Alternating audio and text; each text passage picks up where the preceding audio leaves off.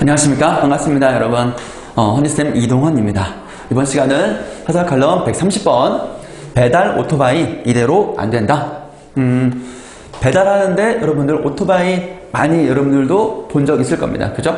주말에 일주일에 한 번 정도 여러분들이 배달 음식을 이제 주문한다면 항상 이제 비닐봉지 소리를 들고 오시면서 띵동하고 이렇게 결제하고 막 그러시는 것들 볼 수 있을 겁니다. 아니면 등교나 학교 또는 학원에서 이제 집에 갈 때 부릉부릉 하는 오토바이를 많이 본 적 있으시죠? 그 배달 오토바이에 대해서 김용현 교수님이 뭔가 문제의식을 느끼고 글을 쓰신 겁니다. 그러면 어떤 문제의식인지 이 분의 문제의식은 타당한지 공감할 수 있는지 아니면 내 생각과 좀 다른데 합리적으로 비판할 수 있는지가 우리가 이 글을 읽으면서 우리 스스로 이제 배워야 할 것이 되겠습니다. 맞습니까? 네. 그래서 선생님도 20살 때 신문 배달 나는 음식 배달은 아니고 신문 배달하는 아르바이트를 했습니다. 그때 면허증도 없이 오토바이를 몰았어요. 그래서 이제 새벽 한 2시 30분 정도에 이제 일어나서 지국에 가면 신문 이제 뭐 부스하고 광고지, 전단지도 끼고 그래서 한 4시 정도에 출발을 해서 붕붕붕 이제 어느 한 구역을 넓은 구역을 이제 배달하는 거죠. 150부, 200부 그 정도. 그때는 시간당 얼마가 알바가 아니고 내가 돌리는 부스 한 부당 1,000원이었던 것 같아요. 그래서 20부 하면은 20만 원. 이 한 달에 쌤의 이제 월급이었던 거죠. 아르바이트의 비용이었던 거죠. 4시부터 한 6시 30분 정도 이렇게 일을 했던 것 같아요. 최저임금이 되나? 한참 전이니까. 그래서 이제, 오토바이를 타면서 이제 스트레스를 붕붕붕 하고, 그때 헬멧도 안 썼네. 너무 위험했습니다. 여러분 헬멧 꼭 쓰셔야 됩니다. 그 새벽에 이제 해가 떠오르는 모습을 보면 참 기분이 좋았어요. 그래서 이제 중간에 이제 한 300원 정도 들고 다니면서 자판기에서 이제 그 커피 자판기 중간에 한 1시간 반쯤 돌리면 장소가 있어. 장소에서 이제 커피 자판기에서 넣어서 커피 한잔 하고, 그리고 또 이제 시작하고, 쌤 담배는 안 폈으니까. 그랬던 기억이 납니다. 그때도 쌤이 새벽이니까 차가 별로 없으니까 사고가 위험성은 별로 없었지만 비 오는 날 비가 그쳤는데 길거리에 아스팔트에 기름이 떨어져 있었던 거야. 그 기름이 이제 차가 노후하면 엔진오일 떨어지고 막 그런 거거든요. 근데 그거를 어떻게 알아? 모르지. 근데 가는데 미끄러진 거야. 미끄러져가지고 넘어져가지고 다행히 다치거나 까진 적은 없어요. 그런 어떤 사고의 위험성, 눈길이나 이런 데에서 이제 눈이 올 때에도 일을 했었으니까 그때 좀 이제 위험하긴 하지. 그래도 크게 차랑 빡치기를 한다거나 그러지는 않았어요. 차가 움직일 시간이 아니었으니까. 그런데도 가끔 이제 새벽에는 신호 무시하고 막 그런 차들 보면은 좀 이제 위협 느끼기도 하고 그랬던 기억이 납니다. 그때는 20살 때라 그런 거 별로 거의 이때는 이제 배달 라이더들에 대한 안전이 그런 것들은 의식이 별로 없던 때였습니다. 스스로 챙기고 경찰 파출소에도 쌤이 이제 신문 배달하러 갔는데 경찰 아저씨 때 뭐라고도 안 했어.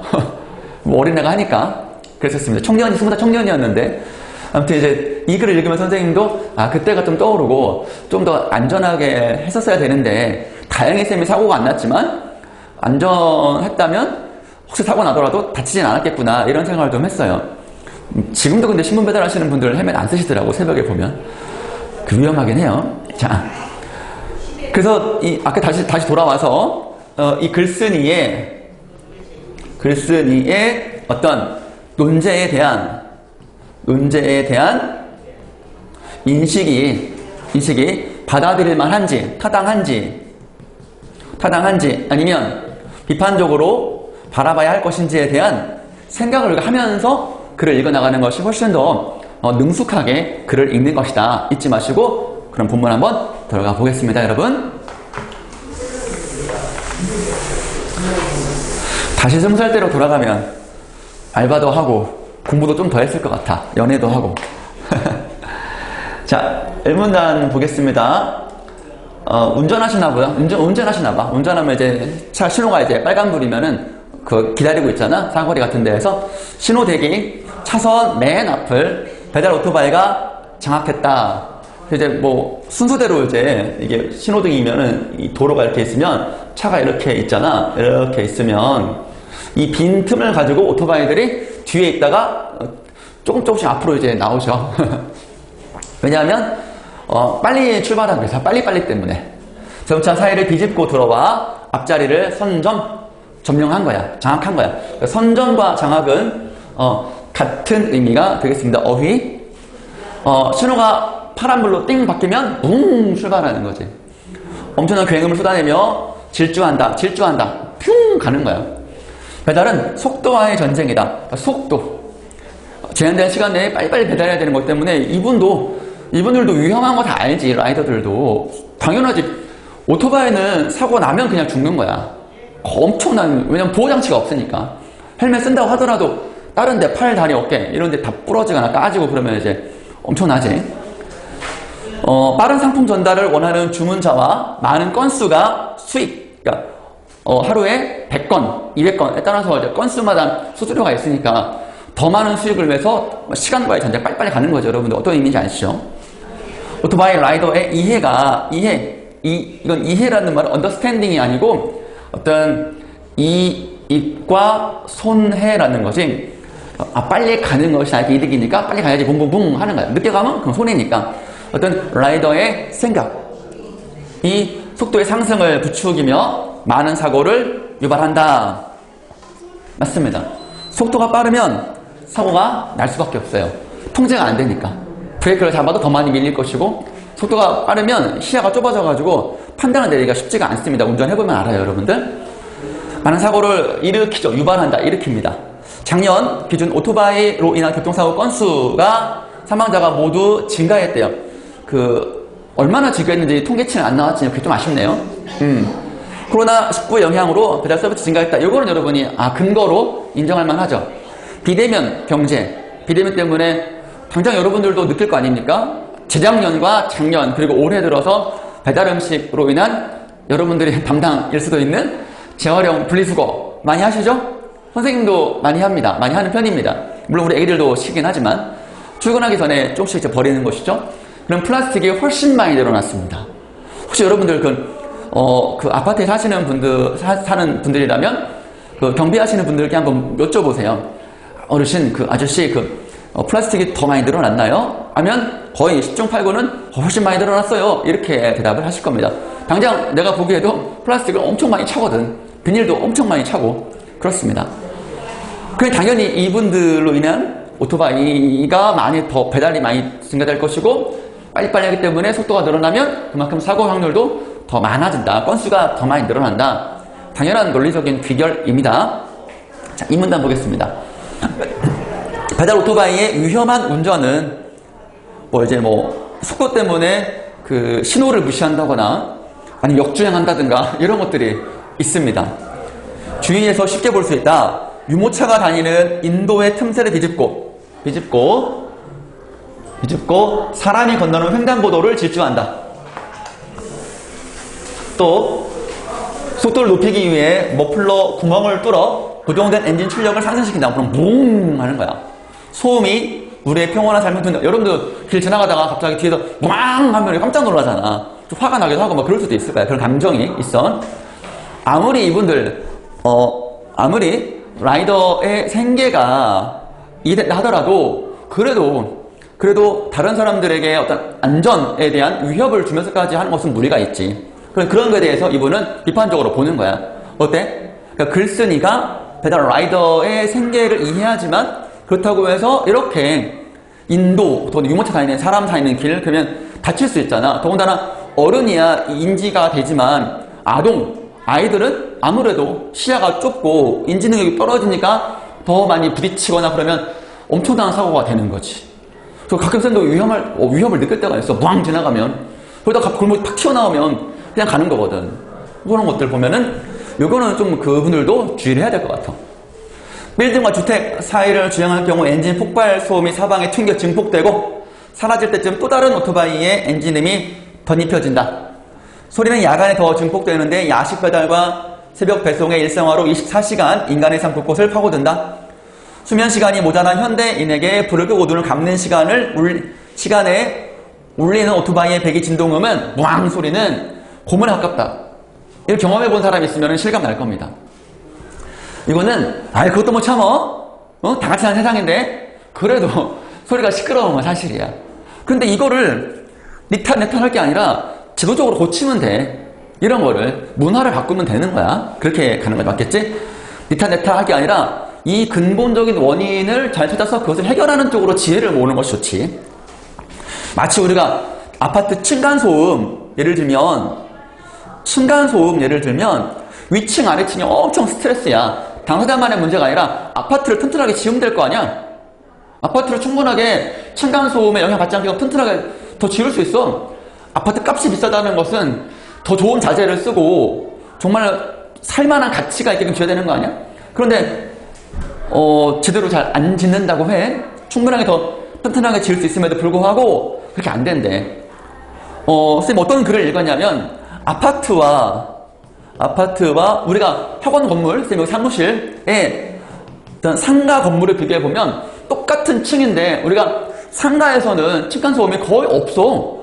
선생님도 지금까지 10년 넘게 회사에서 사무실에서 일했지만 위층, 아래층 층간소음 때문에 분쟁이 생겼다 들어본 적이 없어.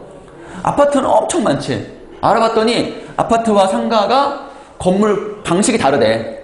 건물 짓는 방식이 다르대. 아파트는 싸게 빨리.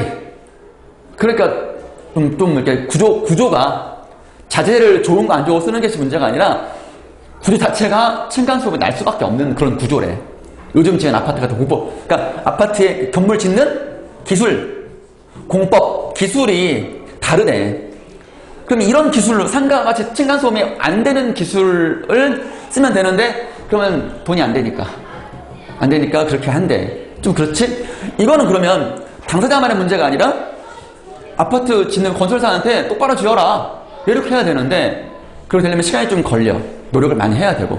근데 그렇게 하면 위층 아래층 이웃끼리 화목하게 지내도 모자랄 판에 막 뉴스 보면은 막 흉기 들고 막 살인사건 나고 막 원수 척지고 막 그런 게 있잖아. 그거는 당사자 간의 문제가 아니라 더 윗차원의 문제를 해결해야지만이 근본적으로 해결되는 거라. 그렇게 이해가 되시죠? 이것도 마찬가지야.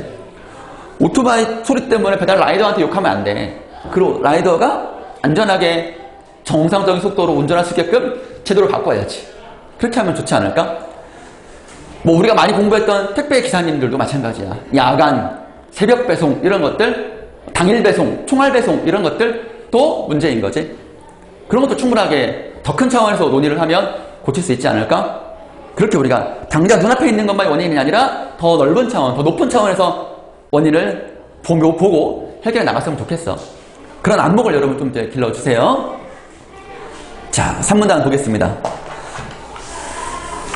하지만 지금과 같은 비대면 상황에서 그들의 존재는 우리의 삶을 이어줄 또 다른 생명줄이다. 그렇지, 필요해. 그분들이 날씨와 시간을 돌파하여 날씨가 비가 오든 눈이 오든 낮이든 아침이든 새벽이든 저녁이든 음식과 상품을 날라주고 방문할 수 없는 음식점, 옷가게, 마트를 대신 방문해주는 든든한 발이 되지. 어쩌면 이 시대 유통의 천사일 수도 위험한 폭탄일 수 있다. 양면이 있지. 양면성 있어. 그러면 폭탄의 능력을 줄이고 천사의 능력을 늘려야 되겠지. 이분들이 정당한 대가를 받으면 인간다운 노동을 하면서 최근 정부는 경찰력을 이용해 단속을 강화하며 시민 제보를 통해 벌어진 틈을 메우고 있으나 문제를 쉽게 해결하지 못하고 있다. 처벌은 약하고 비동력에서 오토바이가 빠르니까 잘 못 잡는 거야. 단속을. 현행범 단속을 못 하는 거야. 뒤처진 단속 시스템으로는 한계가 있기 때문이다. 또한 라이더 대부분이 영세하고 좀 경제적으로 큰 기업이 아니라 작은 기업이고, 영세하다라는 말은 되게 좀 작다라는 뜻이야. 노동권 사각지대에 놓인 탓에, 노동권 사각지대, 이거는 이제 노동권을 존중을 잘 받지 못한다는 뜻이야. 이분들이 배차 시스템이라든가 그런 거에 있어서 어떤 플랫폼 기업의 어떤 그런 거에 조금 조금 제대로 보호를 잘 받지 못한다라는 것이죠. 이런 이유 때문에 제재를 강화하는데 좀 어려움이 있고, 우려스러운 것은 이러한 비대면 기간이, 코로나가 언제 끝날지 몰라. 지금 우리나라는 그나마 잘 안정적으로 관리하고 있고 방역 시스템도 있고 또 백신도 많이 맞고 있는 중이어서 올해 말까지 이제 끝날 수도 있을 거야. 그 다음에 또 다른 일상이 펼쳐지겠지? 응. 자, 현 상황에서 택배 오토바이 증가는 피할 수 없으며 앞서 열거한 문제점들은 점점 심해질 것이다. 그러면 계속 이제 변화가 없다라는 거야. 배달 수요는 많아지지, 시간은 빨리빨리 때문에 붕붕붕붕 할 수밖에 없지, 이런 것들. 그래서 정부가 이런 문제를 가만히 있으면 정부가 아닌 거잖아. 어떻게든 이 문제를 해결하기 위해서 균형 과감한, 그러니까 편리 가운데 안전도 챙겨야 되고, 배달 라이더의 노동권도 존중해야 되고, 모두가 공생하는 시스템을 만드는 것이 정부가 해야 할 일이라는 거지. 왜냐면 이대로 가면은 문제가 생기니까, 다치는 사람이 있으니까. 우선 배기 소음 해결책으로 소음 무방무방 거리는 거, 전기 오토바이 대안을 제시하셨네요. 대안을 제시해서 전기 오토바이 보급에 힘써야 한다. 전기를 이용한 모터 구동으로 운전하기에 소음은 제로. 우리 전기차 생각하면 되잖아요, 여러분들. 배기가스 또한 안 나오겠지? 그러면 환경도 좋아지겠네. 일석이조네. 현재 시행 중인 전기 오토바이 보조금은 비쌀 테니까, 아무래도. 그렇지. 휘발유 넣는 것보다 비쌀 테니까 보조금 좀 지급하고, 이를 택한 업주, 사장들에게 인센티브를 주는 것도 하면 조금 더 많이 보급이 되지 않을까? 또한 보급된 오토바이의 등록을 강화해, 단속을 해야 되니까 전면부, 후면부에 기계 운전자 정보를 담은 QR코드를 장착을 의무화하면 쉽게 이제 누가 누군지 더 판단할 수 있겠지. 번호판 체계보다 단속을 더 쉽게 할 수 있다라는 거야. 신속성과 정확성에서 여러 장점을 가진다. 더불어 오토바이 불법 개조, 붕붕붕 이렇게 막 빵꾸 뜨는 거 있잖아, 이런 것들. 솜방망이 처벌과 배기 소음 기준을 분석하여 현실에 맞게 조정해야 한다. 자, 그러나 처벌과 규제에 앞서 무엇보다 국민 각자 의식의 생각을 좀 바꿔야 돼. 빨리빨리 문화. 전화하잖아. 왜 빨리 안 와요? 주문해놓고 오고 있다가 왜 빨리 안 와요? 이런 것들을 보면은 선생님도 할 말은 없어요. 그래? 그런 느긋하게 말이야. 기다리는 그런 것들. 익숙한 우리가 라이더를 속도의 벼랑으로 내몬 게 아닌지 성찰하고, 적은 배달 수수료. 수수료를 좀 이제 많이 주면 이분들이 그렇게 건수에 집착해서 더 많이 하려고 속도를 내진 않으실 거 아니야. 플랫폼 기업의 문제가, 배민이라든가 여러 거, 요기요 이런 거 많잖아, 그지? 쿠팡도 그렇고. 비와 바람, 눈을 이겨가며 속도의 끈을 붙잡을 수밖에 없는 그들, 라이더 분들의 현실에 대한 진지한 고민이 필요하다. 우리의 삶이 그들을 요구하고 꼭 필요한 분들이지. 그렇지만 우리 살자고 그들이 위험에 내몬다? 그러면 그게 과연 음식이 맛있을까? 그분들의 눈물, 피땀 그런 거 있는 건데, 그런 거 생각해보면 우리가 조금 바꿔야 되겠지.